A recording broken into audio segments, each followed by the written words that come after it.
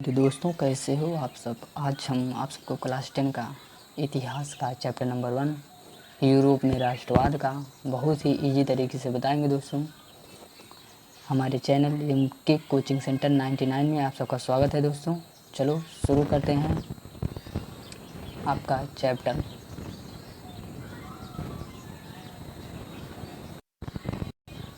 आप सब तो जानते ही होंगे दोस्तों, इनको जानते ही होंगे, नहीं जानते तो हम आप सबको बताएंगे दोस्तों ये कौन है। ठीक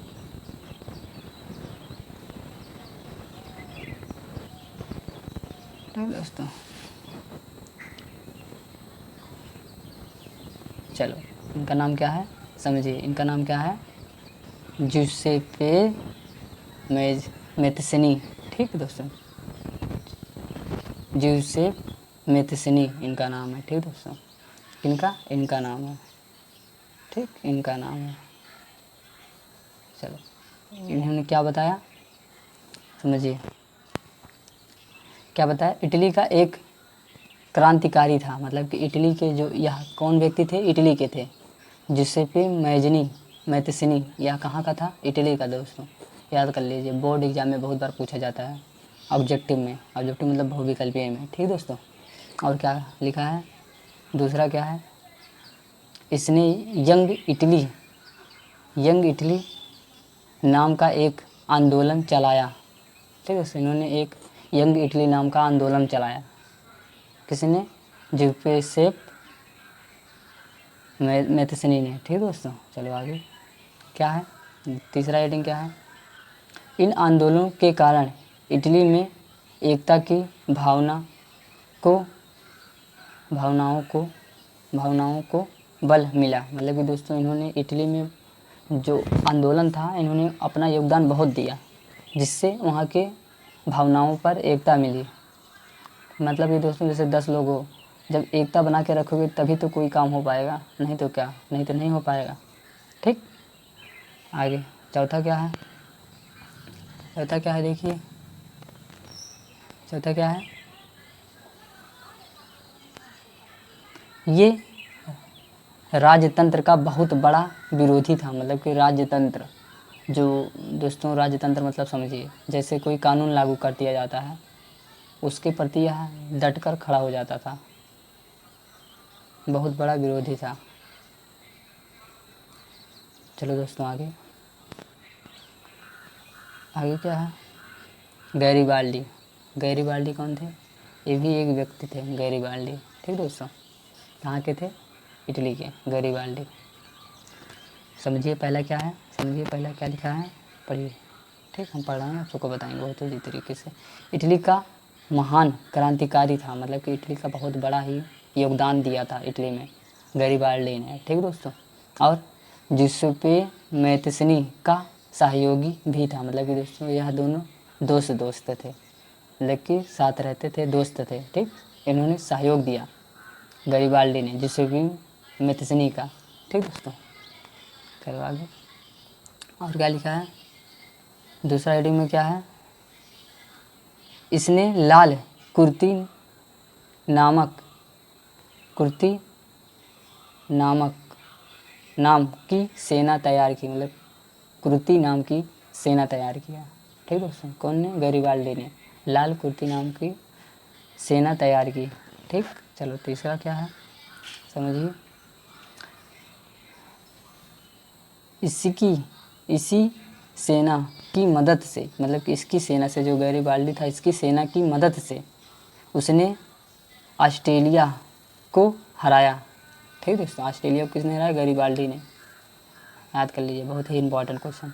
ठीक, आगे इसने इटली की स्वतंत्रता के लिए आंदोलन किया। मतलब कि इटली को, जैसे दोस्तों यह कोई गुलाम है, मान लीजिए इटली गुलाम है, इटली है ना, इटली मान लीजिए गुलाम है, इसे बचाने के लिए गैरीबाल्डी ने भी योगदान दिया। ठीक, चलो आगे। गैरीबाल्डी साहब यही हैं, गैरीबाल्डी। ठीक दोस्तों, देख लीजिए गैरीबाल्डी भैया यही हैं। ठीक, चलो दोस्तों आगे अब क्या है? मुख्य शब्द और उनके अर्थ। मुख्य शब्द मतलब दोस्तों बहुत की पॉइंट मतलब बहुत ही इम्पोर्टेंट, एग्जाम में पूछे जाने वाले बहुत ही इंपॉर्टेंट क्वेश्चन यहीं पर है। ठीक दोस्तों, क्या है? मुक्त शब्द और उनके अर्थ। कुलीन वर्ग। कुलीन वर्ग कौन था? वह दोस्तों बहुत ही अमीर व्यक्ति थे और इनकी जनसंख्या कम थी कुलीन वर्ग की। ठीक, जैसे पढ़िए, हम पढ़ के बता रहे हैं आप सबको। कुलीन वर्ग ये ज़मीन के मालिक एवं यूरोपीय महाद्वीप का सबसे शक्तिशाली वर्ग था। मतलब कि दोस्तों यूरोपीय महाद्वीप का सबसे शक्तिशाली वर्ग था कुलीन वर्ग, यूरोप का।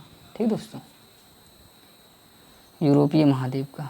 चलो दोस्तों आगे क्या है? निरंकुशवाद। निरंकुशवाद जिसे किसी प्रकार का अंकुश न हो किसी सरकार पर। जैसे पढ़े हैं, बताते हैं। एक ऐसी सरकार या शासन व्यवस्था जिसकी सत्ता पर किसी प्रकार का कोई अंकुश ना हो। मतलब कि दोस्तों समझिए, जैसे कोई मान लीजिए राजा है, ठीक, और हम सब जनता है, ये जनता सब लोग हैं, जनता, ठीक, ये जनता है और जो राजा है, तुम कोई भी काम कर लो इस पे, जो राजा का कोई मतलब कि निरंकुशवाद मतलब किसी प्रकार का अंकुश नहीं होगा, जाके कर सकते हो। पूछे जाते हो प्रधान से पूछने ना, जब कोई काम करते हो सरकारी में तो क्या होता है, जाते हो पूछते हो प्रधान से, वैसे ही किसी राजा से पूछना पड़ेगा आप सबको। ठीक, वही उसी को कहते हैं निरंकुशवाद। ठीक दोस्तों, आगे क्या है समझिए आगे। जुनकर्स मतलब क्या होता है दोस्तों? बहुत ही आसान तरीका है। जुनकर्स बहुत ही इजी तरीके से, यह एक सामाजिक श्रेणी का नाम जिसमें बड़े बड़े जमींदार सम्मिलित होते हैं। जैसे दोस्तों यह जुनकर्स जो है ना, यह जमींदार का है। जमींदार जो होते हैं बड़े बड़े जमींदार होते हैं, खेत के जमींदार होते हैं, उसी को क्या कहते हैं? जुनकर्स। ठीक दोस्तों, चलो आगे, समझ गए ना? चलो आगे, अब क्या है? दोस्तों जनमत संग्रह।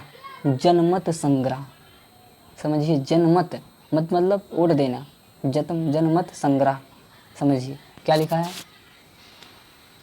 एक प्रत्यक्ष मतदान जिसके द्वारा एक क्षेत्र की सारी जनता से किसी प्रस्ताव को स्वीकार या अस्वीकार करने के लिए पूछा जाता है। मतलब कि दोस्तों जैसे हम तुम्हारा 10 रुपये ले लिए, अब हम तुमसे पूछ रहे हैं तुम पैसा लोगे कि नहीं लोगे, इसी को क्या कहते हैं? जनमत संग्रह। ठीक, जैसे हम किसी से पैसा ले लिए, भैया से पूछ रहे हैं भैया पैसा तुम लोगे कि नहीं लोगे, इसी को क्या कहते हैं? जनमत संग्रह। ठीक दोस्तों, चलो आगे क्या है? रुधिरवाद।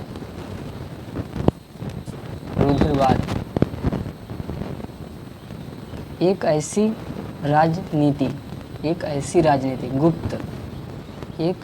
राजनीति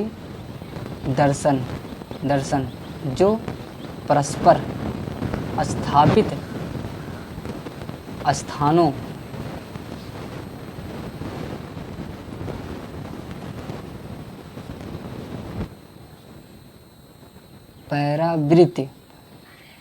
परावृत्ति परंपराओं और रिवाजों पर बल देते हैं।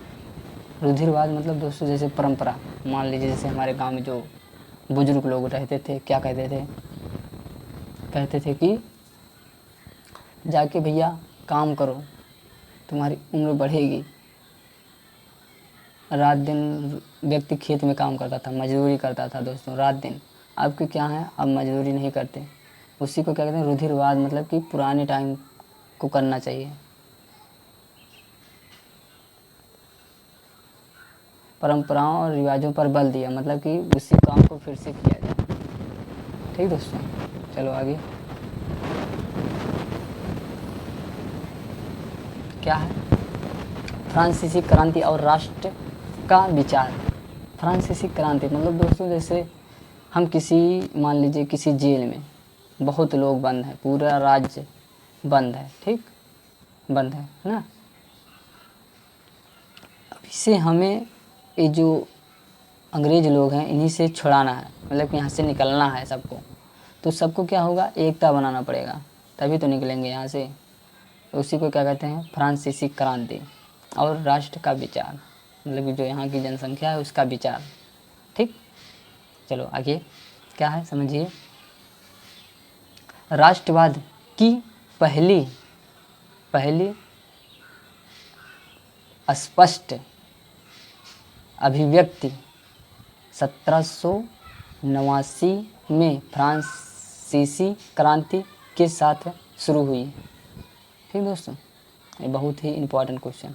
इतना फ्रांसीसी क्रांति कब हुई? 1789। ठीक दोस्तों, आप सब नोट बना सकते हैं इसी से। ठीक दोस्तों, चलो आगे। दूसरा हेडिंग क्या है? क्रांति ने घोषणा मतलब किसी का उद्देश्य देना, ठीक। क्रांति की घोषणा की अब लोगों द्वारा राष्ट्र का गठन होगा।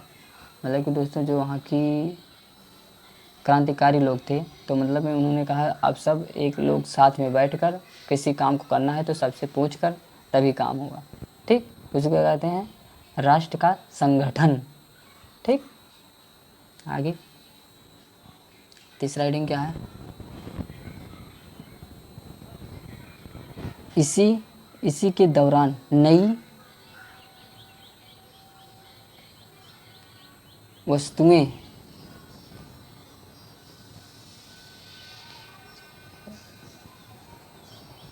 सॉरी दोस्तों, इसी दौरान नई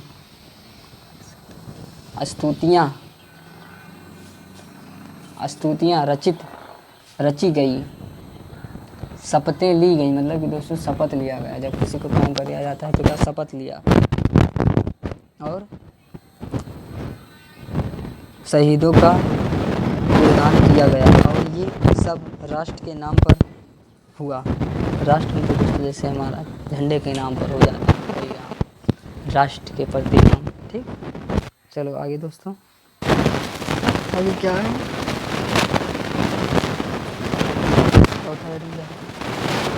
एक नई व्यवस्था लागू की गई जिसमें अपने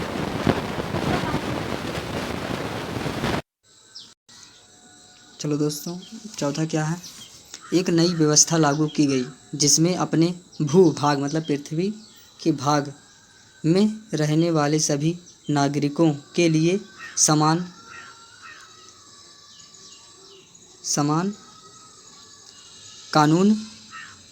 कानून बनाया गया। मतलब कि सब व्यक्ति के लिए समान कानून, जैसे प्रधानमंत्री हैं वो सबके लिए क्या एक ही प्रकार से देखते हैं और एक ही प्रकार से काम करते हैं सबके लिए, ठीक ना। उसी को क्या कहते हैं? समान कानून बनाया गया, ठीक। चलो आगे क्या है? पांचवा, जब फ्रांस की घटनाओं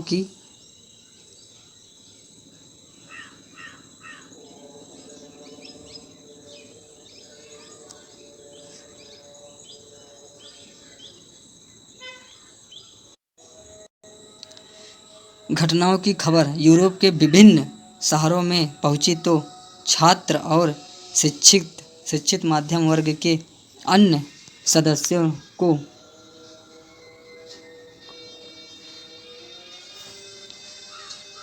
जैकोबिन कोलंबो की स्थापना करने लगे, ठीक। जैकोबिन कोलंबो की स्थापना किया, ठीक दोस्तों, एक नारा था। चलो आगे भैया बहुत ही इम्पोर्टेंट दोस्तों, वेरी वेरी इम्पोर्टेंट, बहुत ही इम्पोर्टेंट क्वेश्चन दोस्तों, यह बहुत बार एग्जाम में पूछा गया, सन 2023 में भी पूछा गया, ठीक दोस्तों। चलो शुरू करते हैं। नेपोलियन भैया क्या है समझिए। 1804 की नागरिक साहित्यिक, जिसमें आमतौर पर नेपोलियन साहित्यिक के नाम से जाना जाता है,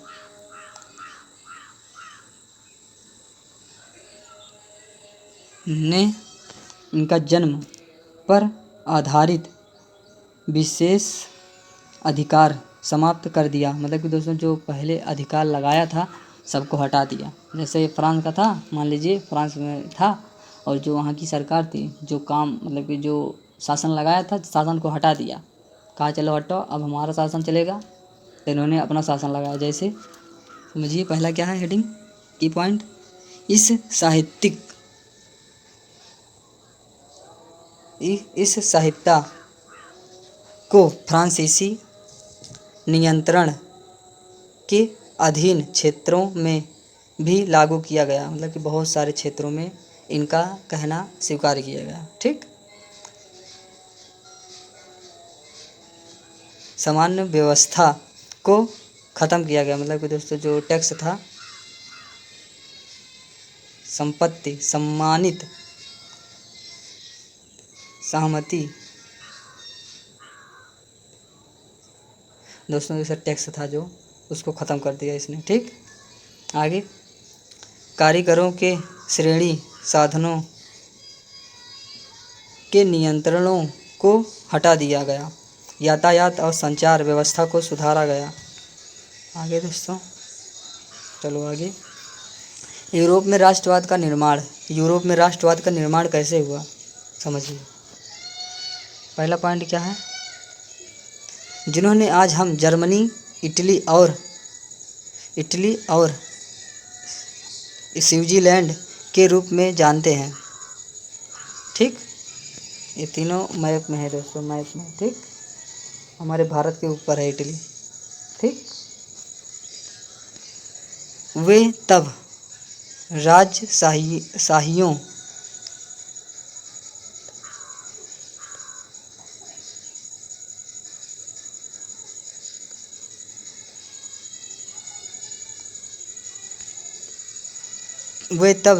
राजशाहियों दर्जियों और कटेनों में बटे हुए थे। मतलब कि अलग अलग राज्य में बटे हुए थे। ठीक दोस्तों, आगे तीसरा, पूर्वी और मध्य यूरोप निरंकुश राजतंत्रों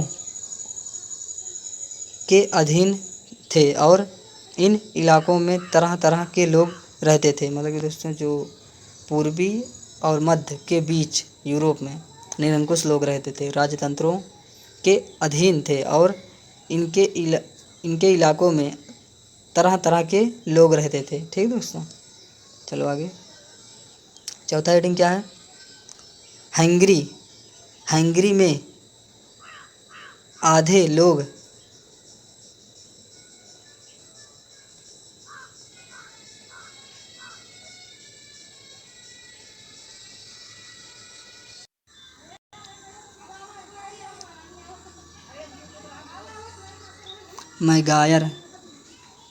मैगायर भाषा बोलते थे, जबकि बाकी लोग अलग अलग बोलियों का इस्तेमाल करते थे। गैलिसिया के कुलिंगबर्ग पोलिश भाषा बोलते थे। ठीक दोस्तों, चलो दोस्तों आगे क्या है, कुलिंगबर्ग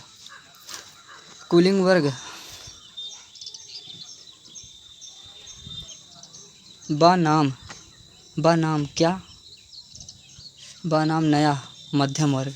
मतलब कि जो कुलिंग वर्ग था बहुत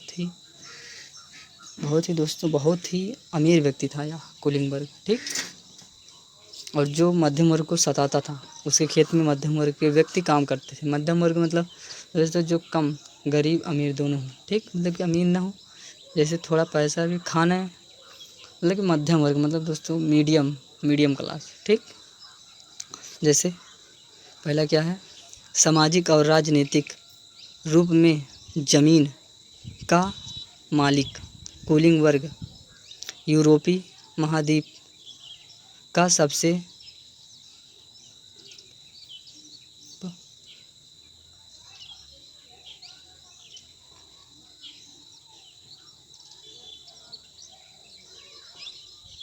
अद्भुत प्रबलशाली दोस्तों। ठीक, वर्ग था। आगे तो दूसरा क्या है, इस वर्ग के लोग ग्रामीण इलाकों में जायदाद और शहरी हवेलियों के मालिक थे। मतलब कि दोस्तों जो शहरी में बड़ा बड़ा हवेली बनता है उसी के यह मालिक थे कुलिंगर। और इनके पास ज़मीन जायदाद बहुत थे। जनसंख्या मतलब इनकी जनसंख्या कम थी। ठीक, आगे क्या है, राजनीतिक कार्य के लिए तथा उच्च वर्ग के बीच में फ्रेंच भाषा बोलते थे। मतलब फ्रेंच भाषा दोस्तों यह बोलते थे। ठीक, कूलिंग वर्ग कौन सा भाषा बोलते थे, फ्रेंच। बहुत ही इंपॉर्टेंट है, बोर्ड एग्जाम में पूछे जाते हैं। ठीक दोस्तों, चलो आगे। चौथा हेडिंग क्या है,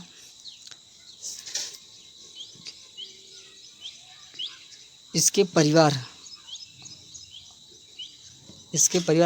अक्सर वैवाहिक बंधनों से आपस में संबंध स्थापित करते थे। मतलब कि दोस्तों इनका विवाह जो होता था ना, अपने ही घर के बगल बगल में ऐसे कर लेते थे, अपनी ही जात की अपने ही बगल कर लेते थे शादी। ठीक, कूलिंग वर्ग। नया मध्यम वर्ग, मध्यम वर्ग दोस्तों मिडिल मतलब क्या, दोनों में आते हों। ठीक, आगे क्या है, पहला हेडिंग क्या है, इंग्लैंड में औद्योगिकीकरण 18वीं सदी के दूसरे भाग में आरंभ हुई, लेकिन फ्रांस और जर्मनी के राज्यों में कुछ हिस्सों में यह 19वीं सदी के दौरान ही हुआ। दूसरा क्या है, इसी प्रक्रिया के फलस्वरूप नया वर्ग आया, श्रमिक वर्ग कहते थे। ठीक, आगे, श्रमिक वर्ग के लोग और मध्यम वर्ग को औद्योगिकियों, व्यवहारिक और सेवाओं क्षेत्र के लोगों से बना वर्ग था। मतलब कि दोस्तों यार सब क्या सेवा करते थे, मध्यम वर्ग ना, उनके लिए खाना रहना सब होता था। मतलब कि मध्यम, थोड़ा अमीर गरीब उसी को मध्यम कहते हैं। ठीक, जय हिंद दोस्तों, मिलते हैं कल दूसरे लेक्चर में। जय हिंद दोस्तों, वंदे मातरम। वीडियो अच्छा लगा चैनल को सब्सक्राइब करो, साथ में बेल आइकन को दबाना मत भूलना दोस्तों। वंदे मातरम, जय हिंद दोस्तों।